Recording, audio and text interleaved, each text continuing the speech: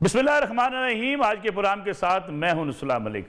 नाज़रीन, हर कोई चाहता है कि मुल्क में इंतखाबात शफाफ हों और इंतखाबात के ऊपर आवाम का एतमाद हो, क्योंकि माजी में जितने भी इंतखाबात हुए उस पर मुख्तलिफ सियासी जमातें अपने इख्तलाफ का इजहार करती रही हैं, रायज़नी करती रही हैं और ये भी कहती रही हैं कि इन इलेक्शन के अंदर कहीं ना कहीं धांधली के सबूत पाए जाते हैं। उसकी बुनियादी वजह यह है कि अवाम का एतमाद अभी तक इलेक्शन के ऊपर नहीं है, इंतखाबात के ऊपर नहीं है। उसकी एक बुनियादी वजह सियासी जमातों का बिहेवियर भी है। सियासी जमातें जब इलेक्शन हारती हैं इल्ज़ामात लगाती हैं, जब जीतती हैं तो खामोश हो जाती हैं। पाकिस्तान तहरीक इंसाफ की हुकूमत ने ऐलान किया था कि वो इलेक्ट्रॉनिक मशीनों के ज़रिए इंतखाबात करवाना चाहती है, शफाफियत की तरफ जाना चाहती है, लेकिन अपोजिशन के एतमाद के बगैर और जो मुतलका डिपार्टमेंट्स होते हैं उनकी मंजूरी के बगैर, इलेक्शन कमीशन ऑफ पाकिस्तान को एतमाद में लिए बगैर और साथ साथ जो दुनिया भर के माहिरीन पाकिस्तान बुलाए गए उनसे जो रिपोर्ट्स ली गई उनके मुताबिक भी EVM का इस्तेमाल पाकिस्तान में बड़ा मुश्किल है। उसके बावजूद हुकूमत ने कानून साजी की और अब हुकूमत ये बात ऐलान कर रही है और खुल्म खुला कह रही है कि EVM के तहत ही ये इंतखाबात होंगे। क्या वाकई इससे शफाफियत मकसद है या महज हुकूमत दीगर मनसूबों की तरह, दीगर ऐलानात की तरह ये जाहिर करना चाहती है कि वो शफाफियत का ढंढोरा तो पीटना चाहती है, लेकिन बगैर किसी होमवर्क के, बगैर किसी तैयारी के और बगैर इस बात के कि जिस मुल्क के अंदर इंतखाबी उम्मीदवार का नाम बैलेट पेपर पर ना छपे, इंतखाबी निशान छपें, लोगों को इस बात का पता नहीं होता कि उम्मीदवार का नाम क्या है। उनको इंतखाबी निशान के ज़रिए बताया जाता है कि वो तीर पर मोहर लगाएंगे, शेर पर मोहर लगाएंगे, वो बल्ले पर मोहर लगाएंगे, वो किताब पर, वो तराजू पर मोहर लगाएंगे, ताकि लोगों के लिए आसानी हो। अनपढ़ आबादी है, वोटिंग के हवाले से इतनी ट्रेनिंग नहीं है वोटर्स की, तो फिर वो कैसे इलेक्ट्रॉनिक वोटिंग मशीन का इस्तेमाल कर सकेंगे? ये बड़ा अहम सवाल है। इसी पे बातचीत करने के लिए हमारे साथ मौजूद हैं कंवर दिलशाद साहब, साबिक secretary election commission of Pakistan के। इलेक्शन प्रोसेस को भी देखते रहे हैं, मुल्क की सियासत पर भी गहरी निगाह रखते हैं, सियासी जमातों का किरदार के हवाले से इंतखाबात में जो इल्ज़ामात की सियासत होती रही है उस पर भी कंवर साहब का एक अपना मुनफरिद तजिया है, इस पर गहरी नज़र रखते हैं। कंवर साहब, बहुत बहुत शुक्रिया आपका प्रोग्राम में वक्त देने का। कंवर दिलशाद साहब, मैं आपसे बुनियादी सवाल ये पूछना चाहूँगा कि क्या EVM का इस्तेमाल इतना ही आसान है जितना हुकूमत बयान कर रही है? फिर कानून साजी के बाद अब वाकई इंतखाबात इलेक्ट्रॉनिक वोटिंग मशीन के जरिए होंगे? जनाब, आपने अपने तवारफी कलमात में इसका सब दरिया को पूजे में बंद कर दिया। इसमें बिल्कुल दुरुस्त फरमाया आपने कि जनाब इलेक्शन कमीशन ऑफ पाकिस्तान ने इंटरनेशनल लेवल के तमाम कंसल्टेंसी जो भी उनके पास अवेलेबल थे ज़राए वसाइल, उनके जरिए उन्होंने तमाम रिपोर्टें मंगाई हैं और अपना तजर्बा भी देखा है। उनका कहना यही है कि इस इलेक्ट्रॉनिक वोटिंग मशीन को हम लम्हे लम्हे, Aahista Aahista, step by step लेके आगे चलते हैं ताकि जहाँ जहाँ इसमें खामियां हो वो दूर होती जाएं। यह वक्त जो है पूरे पाकिस्तान में 2023 में पूरे पाकिस्तान में ये इलेक्ट्रॉनिक वोटिंग मशीन का इस्तेमाल नामुमकिन है। इसी तरह जो हमारे माहिरीन आए उन्होंने रिपोर्टें पेश की, उनका कहना भी यही था कि इंडिया ने 25 साल में ये जो है ये पूरे मुल्क के अंदर नाफिज किया, तो पाकिस्तान भी इसको आहिस्ता आहिस्ता लेकर चलें। इस मौजूदा हुकूमत ने भी 3 साल अपने ज़ाया कर दिए जब इक़्तिदार में आई थी। उसी वक्त से इस पर कानून साजी करवाने के बाद इसके तमाम तजर्बाती मरहले से गुजर जाते तो मुमकिन था आज हम किसी ने पूरे आधे पाकिस्तान में कहीं ना कहीं इसको पूरे इलेक्ट्रॉनिक वोटिंग मशीन को इसका इस्तेमाल कर देते। इसमें आपने दुरुस्त फरमाया, इसमें सिंबल ही आएगा ना, नाम तो नहीं आएगा ना। अब सिंबल आने पर लोगों, हमारे देहाती लोग हैं, अनपढ़ लोग हैं, वो नाम नहीं समझते वहाँ किसको जा रहा है, कैसे जा रहा है। इसके अंदर बड़ी खामियां हैं। इलेक्शन कमीशन ऑफ पाकिस्तान ने बड़ी अपने तजर्बे की निचोड़ में उन्होंने ये रिपोर्ट पेश की कि जनाब इसकी शफाफियत नहीं है, इसमें राजदारी नहीं है। सबसे बड़ा जो इलेक्शन कमीशन ने एतराज किया इस पर, उन्होंने कहा कि हमें जो बैनुल-अक़वामी लेवल के जो कंसल्टेंटों ने रिपोर्ट दी है उसमें ये कहा है कि जनाब इसकी सॉफ्टवेयर तब्दील कर दें, और सॉफ्टवेयर तब्दील करना जो है बड़ा आसान है, और ये तकरीबन आप ये यकीन जाने इससे पूरा सिस्टम ही जो है फ्लॉप हो जाएगा। और कंवर दिलशाद साहब, फिर हुकूमत बज़िद क्यों है? हुकूमत हर हाल में इसका ढंढोरा क्यों पीट रही है कि वो शफाफियत चाहती है, वो चाहती है इलेक्शन शफाफ हो, अवाम का एतमाद हो, सियासी जमातें इलेक्शन पर एतमाद करें? बिल्कुल दुरुस्त है। देखो, अगर हुकूमत की अगर इस तरह से एक पॉजिटिव सोच है तो जैसे आपने कलमाती जुमले में कहा कि तमाम स्टेक होल्डर जो उसके बगैर भी सिस्टम चलता नहीं है, आप उस स्टेक होल्डरों को आप एक मेज पर एक छत के तले बैठा देते और इलेक्शन कमीशन पाकिस्तान की सरबराही में तमाम स्टेक होल्डर बैठ के अपना फैसला कर लेते और इलेक्शन कमीशन पाकिस्तान को ऑन बोर्ड कर लिया जाता, तो फिर इलेक्शन कमीशन ही पाकिस्तान ही सबसे बड़ा मार्केटिंग बनता, कहता नहीं इसमें बड़े फायदे हैं, इसमें कोई नुकसानात नहीं है, इसमें कोई टेम्परिंग नहीं है, इसमें कोई जो हेराफेरी नहीं है। तो फिर सारे स्टेक होल्डर इलेक्शन कमीशन पर एतमाद करते कहते हैं ठीक है आप शुरू कर लें। अब इलेक्शन कमीशन पाकिस्तान को भी एतमाद नहीं, स्टेक होल्डर जो बाकी उनको भी एतमाद नहीं, उसी जल्दबाजी में आपने कानून साजी भी कर ली। उस कानून साजी के बारे में मैं अर्ज करूं कि ठीक है हमारे वज़रा का इतना इल्म नहीं है, वो ठीक है अपने सियासत के तौर पे हुकूमत में आ जाते हैं या वजीर बन जाते हैं, वो आइन तो पढ़ते नहीं है। अब उसमें ये देखें जो आइन का आर्टिकल 222 है जो हमारा 73 कॉन्स्टिट्यूशन है, बहुत बड़ा पाकिस्तान की फेडरेशन की अलामत है, वहादत की अलामत है। उन्होंने जनाब इसमें ये लिखा हुआ है आर्टिकल 222 में, उन्होंने इलेक्शन कमीशन पाकिस्तान को ये इख्तियारात दिए कि कोई ऐसा कानून, पता था कि हुकूमतें बदलती रहती हैं, तरह तरह की हुकूमतें आएंगी, तो उन्होंने कहा कि अगर कोई ऐसा कानून एक्ट बन जाता है, एक्ट बन जाता है, सूबाई कौमी असम्बली बना लेती है, पार्लियामेंट बना लेती है, चारों सूबाई असम्बली का जिक्र है, चारों सूबाई असम्बली बना लेती है, और वो अगर एक्ट जो है उसके से इलेक्शन कमीशन ऑफ पाकिस्तान की खुद मुख्तारी बनाना चाह रही है, उनकी बाकायदा उनके आइन की खिलाफ वर्जी हो रही है, तो फिर इलेक्शन कमीशन ऑफ पाकिस्तान जो है उस पर इनकार कर सकता है, उस पर अमल दरामद करने का वो पाबंद नहीं है। ये बड़ा कवर साहब ये आईनी चीज, कवर साहब हो सकता है ये आईनी चीजें हुकूमत को मालूम हो, कहीं ऐसा तो नहीं है कि हुकूमत ये चाहती है कि पब्लिक में कम से कम अपना इमेज बेहतर करने के लिए, पॉपुलैरिटी गेन करने के लिए कि वो इलेक्शन वोटिंग मशीनों का इस्तेमाल, इलेक्ट्रॉनिक वोटिंग मशीनों का इस्तेमाल करना चाहती है, लेकिन अपोजिशन रुकावट है, बाकी इदारे रुकावट हैं, जैसा कि हुकूमत का बयानिया शुरू से है, वो तो मुल्क को तरक्की की तरफ ले जाना चाहते हैं, माफियाज नहीं उन्हें काम करने देते। नहीं, ये तो बहरहाल सियासी बातें होती हैं सारे। अब तो आपके मीडिया ने पूरी कौम को जगा दिया है, और इलेक्शन कमीशन ऑफ पाकिस्तान पहली दफा ऐसा इलेक्शन कमीशन आया है जिस पर तकरीबन हुकूमत छोड़कर बाकी तमाम स्टेक होल्डर्स को उन पर बड़ा एतमाद है। अब आप ये देखें लोगों ने बड़ा माइंड किया। अब प्राइम मिनिस्टर साहब को ये चाहिए था कि ना इलेक्शन कमीशन पाकिस्तान के जो इतराजात हैं उन इतराजात को दूर करने के लिए कोई बड़ी हाई पावर की इंफॉर्मेशन टेक्नोलॉजिस्ट की जो है वो तलब करके उनको मुतमईन कर लेते। तो इलेक्शन पाकिस्तान से कहते ना आपके सारे इतराजात हमें दूर कर दिया, अखबारों में बयान देते रहते हैं, शिबली फराज साहब भी कहते हैं, तो साहब कहते तमाम इतराजात दूर कर दिए।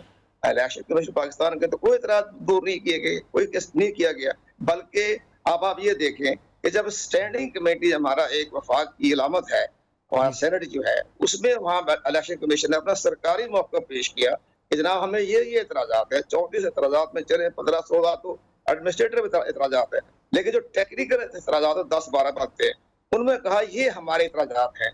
उसको ये कहने की बजाय कि हाँ जी ठीक है हम आपके इतराजात दूर कर देंगे, हमारे पास बड़े ज़राए वसाइल हैं, पूरी दुनिया भर से हम कंसल्टेंट बुला लेते हैं, मगर जहाँ दुनिया में कामयाब सिस्टम चल रहा है तो वहाँ आपका वफद भेज देते हैं, आप तशरीफ ले जाएं, फिलिपाइन चले जाएं, थाईलैंड चले जाएं, कनाडा चले जाएं, और यहाँ तक कि आप बाकायदा ब्राजील और बेल्जियम में चले जाएं, जहाँ ये बड़ा अपना कामयाब जा रहा है तजर्बा जो है, आप जाएं वहाँ देख लें कि सिस्टम में क्या खराबी है।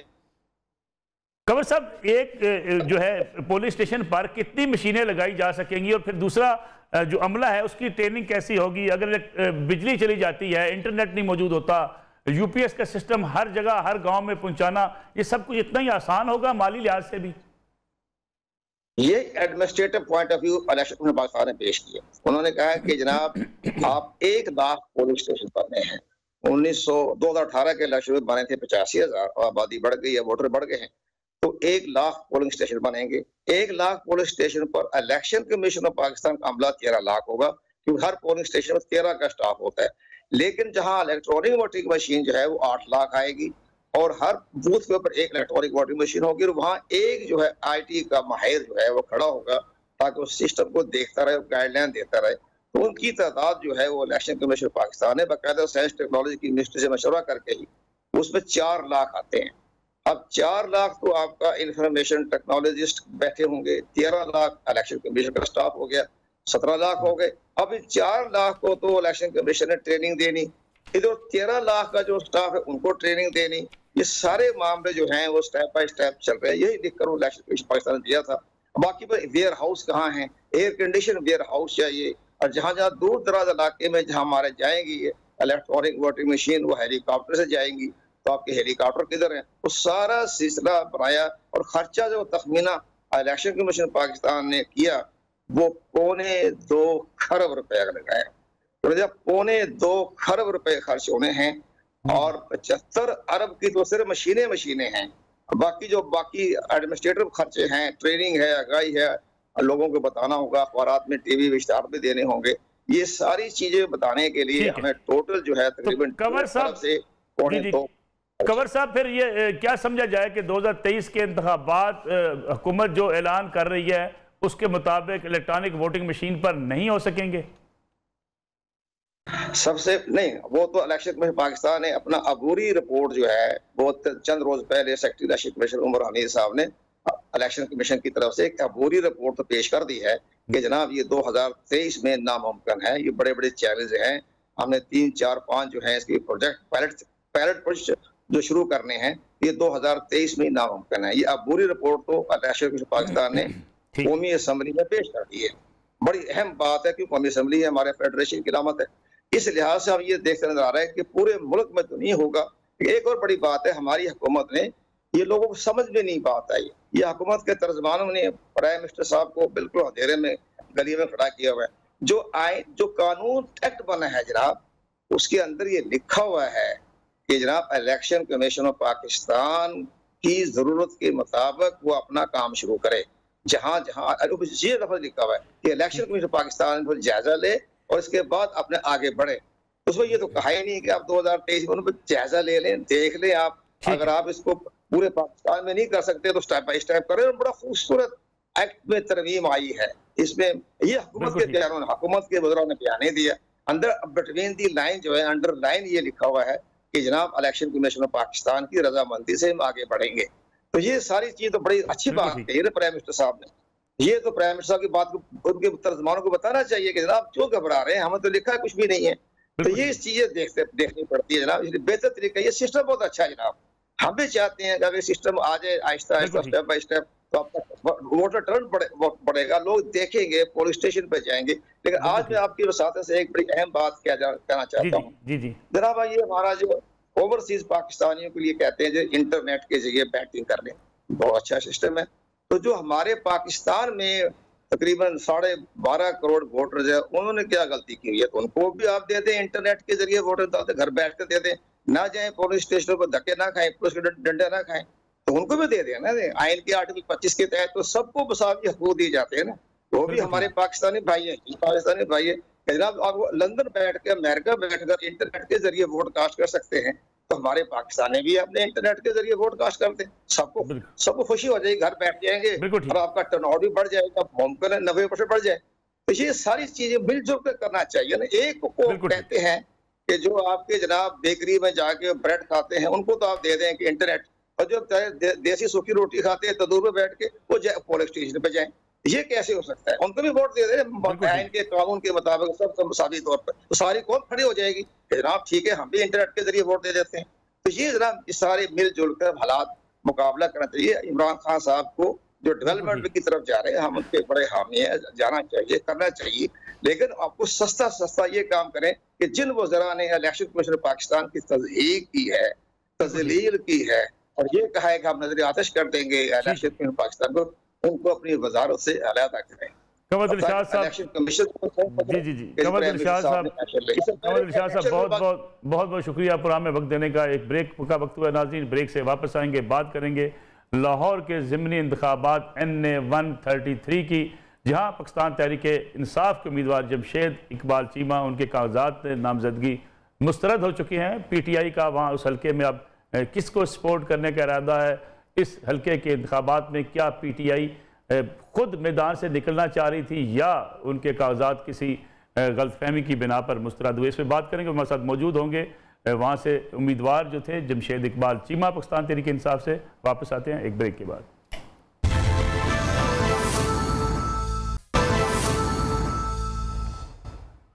प्रोग्राम एक बार फिर खुश आमदेद, हमारे साथ मौजूद है पाकिस्तान तहरीक इंसाफ के सीनियर रहनुमा जनाब जमशेद इकबाल चीमा साहब। जमशेद इकबाल चीमा साहब, बहुत बहुत शुक्रिया आपका प्रोग्राम में वक्त देने का। चीमा साहब ये बताइएगा कि अब आपके जो नामजदगी पेपर्स हैं वो मुस्तरद हो चुके, पाकिस्तान तहरीक इंसाफ का मुस्तकबिल क्या है NA 133 के अंदर? आप किसी की हमायत करेंगे, किस जमात को सपोर्ट करेंगे? देखें, हम इस इलेक्शन में तो आप कह लें कि हम एब्सटेन करेंगे, हम किसी की हमायत नहीं करेंगे, सपोर्ट नहीं करेंगे। और इलेक्शन में हम समझते हैं कि हमारे साथ ज़्यादती हुई है।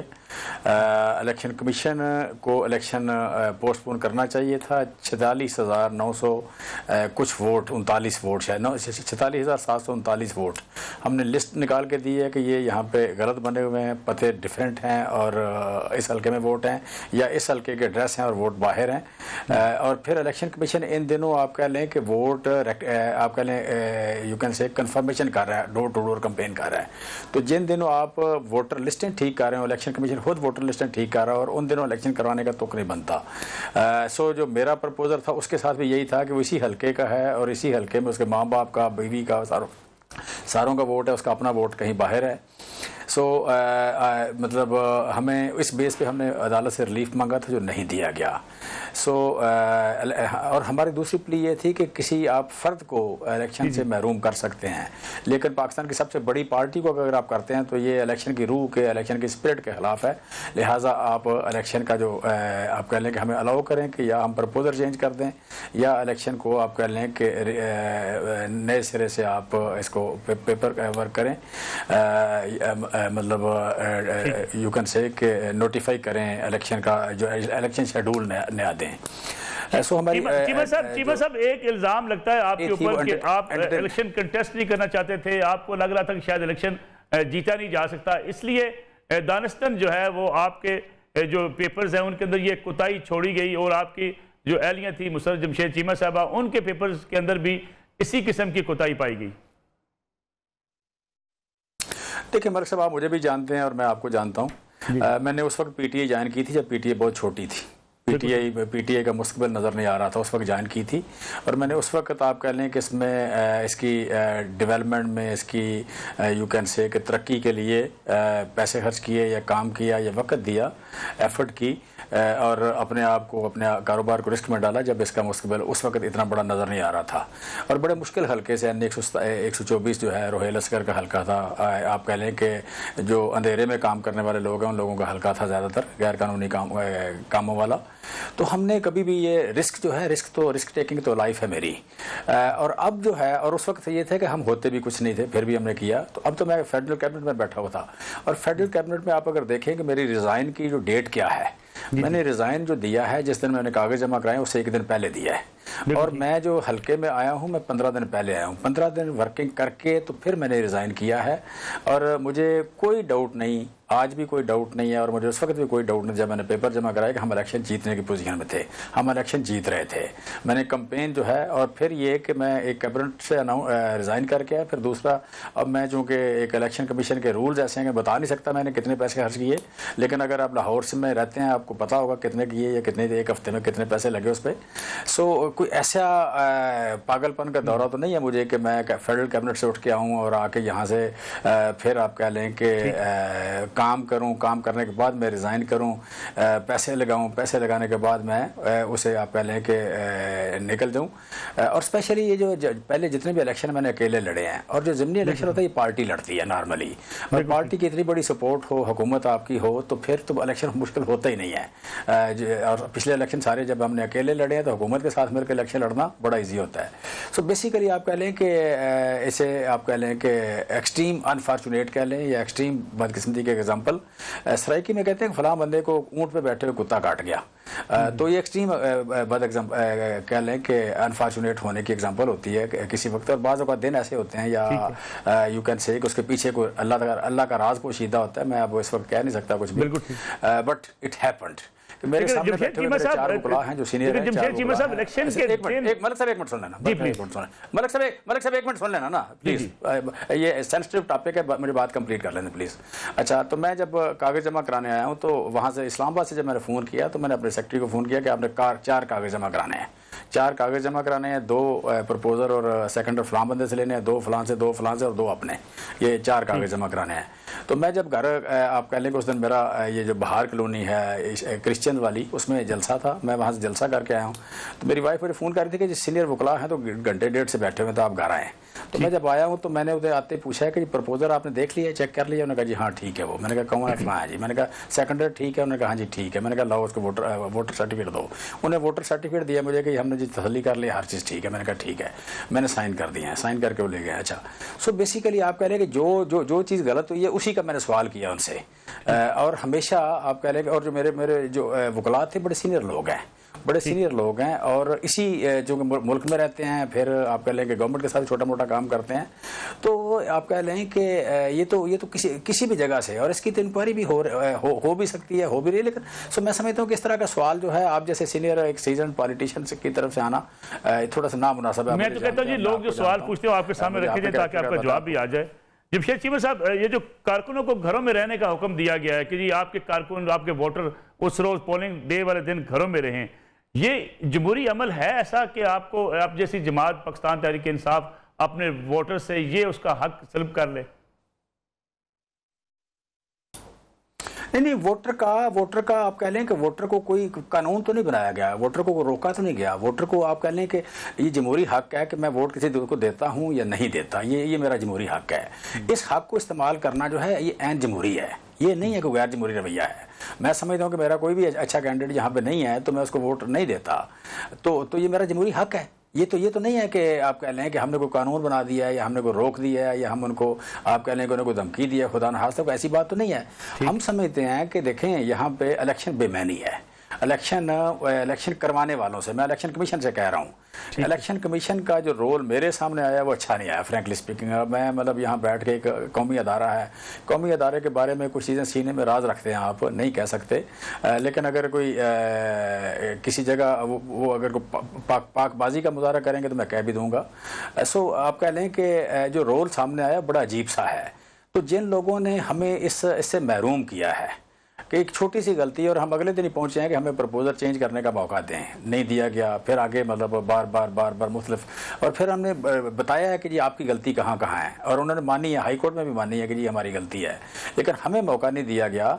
तो जब मौका नहीं दिया गया तो इसमें अब जो हमारा वोटर जो है वो उसे मतलब आप कह लें कि महरूम किया गया इलेक्शन से। एक सबसे बड़ी पार्टी को महरूम किया गया। It was not matter of me, Jamshed Cheema को आप महरूम कर दें कोई मसला नहीं, एक पार्टी को जो पाकिस्तान की सबसे बड़ी पार्टी है उसको महरूम करना ये इलेक्शन की और जमहूरियत की स्पिरिट के खिलाफ है। और इससे मैं समझता हूँ कि इलेक्शन कमीशन और ज़्यादा एक्सपोज हो गया कि ये किस हद तक पार्टी बने हुए हैं, और कि एक मुल्क में कानून बन जाता है कि जी आपने फलां EVM से इलेक्शन करवाने, और इलेक्शन कमीशन का सेक्रेटरी कहता है मैं नहीं करवा सकता, या मैं देखूंगा। भाई कौन होते हैं आप देखने वाले? आप तो इस मुल्क के कानून को इंप्लीमेंट करना तुम्हारा काम है, तुम इस मुल्क के नौकर हो, इससे बढ़ के तुम क्या हो? कुछ भी नहीं हो तुम। इस मुल्क के बने हुए कानून को तुमने इंप्लीमेंट करना है। तुम कौन होते हो कहने वाले कि जनाब मैं देखूंगा, हम देखेंगे? देखने वाले कौन होते हो तुम? सो बेसिकली देखें यहाँ पे कुछ लोग अपनी जिसे कहते हैं ना अपनी मैंडेट से या अपने रोल से बाहर जा रहे हैं। और इस मुल्क में इस वक्त आप कह लें कि स्टेटस को का और चेंज का एक बाकायदा एक जंग है, उसमें पैसे भी खर्च हो रहे हैं, सपोर्ट भी हो रही है, इन्फ्लुएंस भी इस्तेमाल हो रहा है, और हो रहा है, डेफिनेटली हो रहा है। लेकिन चीमा साहब, हम किसी चीमा साहब आपके अब्सटेन करने से ज़्यादा नहीं जा सकते। जी चीमा साहब, आपके अब्सटेन करने से वोटिंग शरह पर कोई असर पड़ेगा? वोटिंग शरह नहीं होगी, वोटिंग शरह नहीं होगी। वोटिंग शरह हो सकता है 10% हो, 12% हो, 15% हो, अदरवाइज तो ये जाती 60% तक जाती वोटिंग शरह। देखें यहाँ पे पीपल्स पार्टी समझ रहे हैं, ऐसे समझ रहे हैं कि जैसे ये कोई आप कह लें कि बिलावल शायद पार्टी को रिवाइव कर दे। ये यहाँ एतजाज़ हसन जैसे आप कह लें कि खुर्शीद शाह जैसे या कायरा जैसे बंदे बैठ के अगर ये सोच रहे हैं तो भाई बिलावल के ऊपर जरदारी साहब का, खुर्शीद शाह का, फरियाल तालपुर का, इतने बड़े बड़े उसके पास लाइबिलिटीज़ हैं वो लेके चल नहीं सकता। फिर बिलावल का अपना किरदार भी जो सामने आया अभी तक वही उसी तरह का है, मिलता जुलता अपने मतलब बाबा से मिलता जुलता ही है। लिहाजा पीपल्स पार्टी एक मुर्दा घोड़ा है इस मुल्क में, पंजाब में मुर्दा घोड़ा, उस पर जान डाली नहीं जा सकती। पीपल्स पार्टी का वोट पिछली बार भी 5,500 था, इस बार को 6,000 हो सकता है। हमारे अब्सटेन करने के बावजूद वो 6,000 हो सकता है। पीपल्स पार्टी 20,000 वोट नहीं यहाँ से ले सकती, 15,000 वोट नहीं यहाँ से ले सकती। सो आप कह लें अगर हम इलेक्शन लड़ते तो पीपल्स पार्टी का वोट 1500-1600 या क्या नाम है बैरिस्टर आमिर की तरह को 719 होते, इससे ज़्यादा ना होते। गिल के वोट इतने होने थे, 700-800 वोट होना था। सो आप कह लेंगे अगर पीपल्स पार्टी को वोट नहीं डालना तो फिर मुस्लिम लीग नून के लिए ऑलमोस्ट वॉक ओवर है।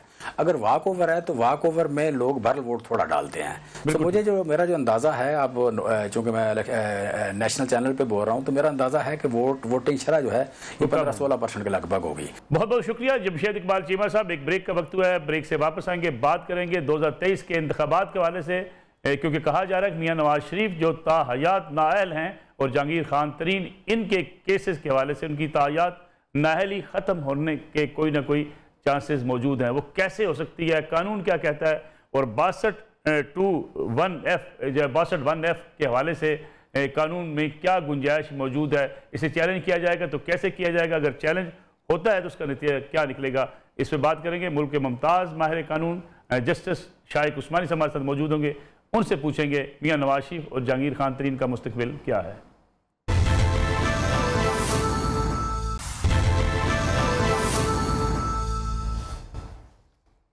प्रोग्राम एक बार फिर खुश आमदेद, हमारे साथ मौजूद है मुल्क के मुमताज़ माहिर कानून जनाब जस्टिस शाइक उस्मानी साहब। जस्टिस साहब, आपका बहुत बहुत शुक्रिया प्रोग्राम में वक्त देने का। ये बताइएगा कि 62(1)(2)(f) के हवाले से बहुत से अभी तक जो है सवालात उठना शुरू हो गए हैं, क्योंकि मियां नवाज शरीफ की ताहयात नाअहली, जहांगीर खान तरीन की ताहयात नाअहली, इसको चैलेंज करने की बातें, ये इख्तियार सुप्रीम कोर्ट का है इसकी वजाहत करना या पार्लियामेंट का? देखिए, पार्लियामेंट से इसका कोई ताल्लुक नहीं है। अब तो ये कानूनी मामला हो गया, तो ये अगर इसमें कोई चेंजेस आ सकते हैं तो वो सिर्फ सुप्रीम कोर्ट की तरफ से आ सकते हैं। और चूंकि सुप्रीम कोर्ट ने डिक्लेयर कर दिया है कि जो शख्स जिनकी बातें आपके नाम लिए जिनके, वो सादिक और अमीन नहीं है, उन्होंने डिक्लेयर कर दिया है, तो अब उस सूरत में उनकी डिस्क्वालिफिकेशन तो लाजमी है। और अगर उसको चेंज करना है तो उसके लिए फिर उनको ये चैलेंज करना पड़ेगा। और उसको चैलेंज, दो तरीके हैं उसके चैलेंज के। एक तो ये कि या तो वो ये कहें कि ये अप्लाई नहीं करता, ये क्लॉज जो है 164(f) जो है 1(2)(f) ये अप्लाई नहीं करता, या फिर, और ये जरा बहुत ही मुश्किल चीज है ये मैं बताऊं आपको, क्योंकि इसमें सिर्फ यही कहा जाता है ना कि वो सादिक और अमीन नहीं है। ठीक। तो अब सादिक और अमीन एक ऐसी चीज है जिसमें कोई परमानेंस नहीं है। यानी आज इंसान सादिक और अमीन नहीं है, कल सादिक अमीन हो सकता है अगर वो तौबा कर ले। इस्लाम में तो तौबा की गुंजाइश है ना, बिल्कुल ठीक। तो इस्लाम का हमारे मजहब में मौजूद है। अगर कोई शख्स डिक्लेयर कर दे कि हाँ जी मैं था सादिक अमीन, लेकिन अब मैंने अल्लाह से तौबा कर ली और अब मैं नहीं, वो डिक्लेरेशन कर दे। अगर वो डिक्लेरेशन कर दे और फिर जाके चैलेंज करे कि जी अब तो मैं, आप मुझे माफ करें इसके अंदर, तो ये पॉसिबिलिटी है। लेकिन किसी की इतनी हिम्मत नहीं होगी जो पहले एडमिट करे कि हाँ मैं सादिक अमीन नहीं था या नहीं हूँ। लेकिन क्या जैसे साहब इस बात को चैलेंज नहीं किया जा सकता कि ये बुनियादी इंसानी हकूक की खिलाफ है कि एक शख्स को किसी एक मुकदमे में ताहयात जो है उसको नाअहल कर दिया जाए? जैसे कि आपने कहा कि एक शख्स गलती करता है, फिर गलती से वापस भी आ सकता है, ताहयात नाअहली बुनियादी इंसानी हकूक के मुताबिक है? नहीं, वो देखिए बात उसमें ये नहीं है। यहाँ पे बात ये है कि ये जो, अगर आर्टिकल जो आप पढ़े आपने, ये क्लॉज जो है, तो इसमें ये लिखा है कि a person is not sagacious, यानी सादिक और अमीन नहीं है, एंड और किसी कोर्ट ने कोई इसके बरखिलाफ कोई चीज नहीं कही, ये इसके अंदर लिखा हुआ है। तो उसके तहत चूंकि उन्होंने ये कोर्ट ने उस वक्त अपनी तरफ से ये फैसला कर दिया कि वो सादिक और अमीन नहीं है, तो वो तो डिस्क्वालीफाई हो जाता है इंसान। अब उसको ये कि उसको चैलेंज करना कि ये इंसानी हुकूक की बात तो यहाँ पे है नहीं, क्योंकि हमारा आइन तो कहता है कि कोई जो आदमी सादिक और अमीन नहीं है वो मेंबर असेंबली का बन ही नहीं सकता। अब ये अलग बात है कि हमारे मुल्क में आमतौर से मेंबर्स जो है सादिक और अमीन नहीं होते, लेकिन वो एक अलग बात है। ये तो कोर्ट ने डिक्लेयर कर दिया ना कि वो सादिक अमीन नहीं है, तो अब उसके बाद जब तक कि वो खुद एक्सेप्ट ना करे कि हाँ मैं सादिक अमीन नहीं हूँ और नहीं था और अब हो गया हूँ, जरा तौबा कर ली है, फिर तो पॉसिबिलिटी है। वरना एक दफा डिक्लेयर हो गया कोर्ट से कि सादिक अमीन नहीं है, तो अब उसके बाद उसको चेंज नहीं हो सकता जब तक कि वो तायात, जब तक वो जिंदा है। मुद्दत को भी चैलेंज नहीं किया जा सकता, जो कि सुप्रीम कोर्ट अगर उसकी मुद्दत मुकर्रर करे ताहयात, उसको भी मुद्दत को चैलेंज नहीं किया जा सकता कि इसकी मुद्दत 5 साल होनी चाहिए, 10 साल होनी चाहिए या ताहयात होनी चाहिए? नहीं, ये तो आप नहीं कह सकते ना कि एक आदमी जो है आज सादिक अमीन नहीं है और 5 साल के बाद वो हो जाएगा सादिक अमीन।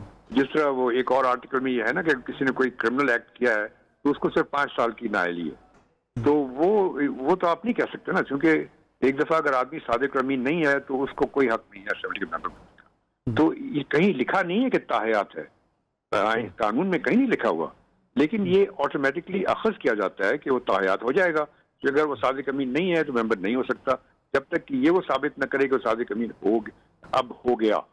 लेकिन अगर Pakistan bar council supreme court में पिटीशन दायर करती है, इसे चैलेंज करती है, तो किन ग्राउंड्स पर करेगी? नहीं कर सकती, डिसमिस हो जाएगी पिटीशन, मेंटेन ही नहीं होगी। तो आप समझते हैं कि 2023 के इंतखाबात में अगर मियां नवाज शरीफ जो ताहयात न्यायालय हैं, जहांगीर खान तरीन जो ताहयात न्यायालय हैं, उन्हें एडमिट करना पड़ेगा कि उनसे ये गलती हुई, अब आइंदा वो नहीं करेंगे, इसलिए उनकी ताहयात न्यायालय खत्म हो सकती है? जी, या तो वो जाके कोर्ट में एक अपना हल्फिया बयान दें या फिर खाना काबा में जाके कहें कि जी मुझसे गलती हो गई, वो आइंदा नहीं होगी, इस किस्म की कोई बात हो। और क्योंकि तौबा की गुंजाइश तो है इस्लाम में, दैट इज पॉसिबल। कह सकता है इंसान कि जी मैं था लेकिन अब नहीं हूँ, लेकिन कहना ये पड़ेगा कि मैं था पहले। लेकिन अगर उसी मुकदमे में उनकी रिव्यू पिटीशन जो है उनके खिलाफ इल्जामात को खत्म करती है तो फिर ये नाअहली भी खत्म हो जाएगी? नहीं, रिव्यू पिटीशन रिव्यू तो हो चुकी है ना, उसकी जो फैसले हुए थे इन दोनों के हाथ में उनकी रिव्यू भी हो चुकी है, तो वो फाइनल ऑर्डर तो फाइनल हो गया। लेकिन किसी भी एक केस में आप समझते हैं कि जब तक एडमिट ना किया जाए उस वक्त तक वो मेंटेनेबल पिटीशन नहीं होगी? नहीं, देखिए एडमिट ये एक तरीका मैंने बता रहा हूँ आपको, कहीं इसकी गुंजाइश नहीं है आइन में, कानून में। मैं आपको एक तरीका बता रहा हूँ कि ये एक तरीका इस्तेमाल किया जा सकता है कि इंसान कहे कि जी मैं था पहले लेकिन अब नहीं हूँ और मैंने अब तौबा कर ली है, तो अब मुझे रीइंस्टेट कर दिया जाए। तो ये पॉसिबिलिटी है क्योंकि इस्लाम में तौबा की गुंजाइश है। देखिए जैसे सर बास्टस 1F जो है इसके हवाले से सारी हुकूमतें तनकीद तो करती रही हैं, लेकिन किसी ने इसको आइन से निकालने की कोशिश नहीं की। ये आप समझते हैं कि सियासतदानों की, पार्लियामेंट की अपनी कोताही थी? जी बिल्कुल, ये तो साफ जाहिर है। हमारे मुल्क में तो ऐसे ही होता है ना, जब एक इंसान पावर में होता है वो चाहता है कि अपने मुखालिफ जो है उनको किसी न किसी तरीके से लटका दे। जिस तरह नैब के कवानीन हैं, हालांकि सब क्रिटिसाइज करते हैं नैब के कवानीन को, लेकिन किसी ने नैब के कवानीन को चेंज नहीं किया इतने साल से।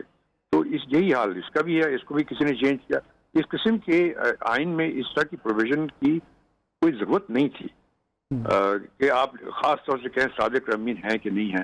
तो यहाँ पे तो जनरली जैसे मैंने आपसे कहा कि हमारे मॉरल स्टैंडर्ड्स हमारे मुल्क में इतने गिरे हुए हैं कि शायद वो नाजर ही कोई हमारा ऐसा मेंबर ऑफ पार्लियामेंट होगा जो कि सही माने में कह सके कि जी मैं बिल्कुल सादिक अमीन हूँ।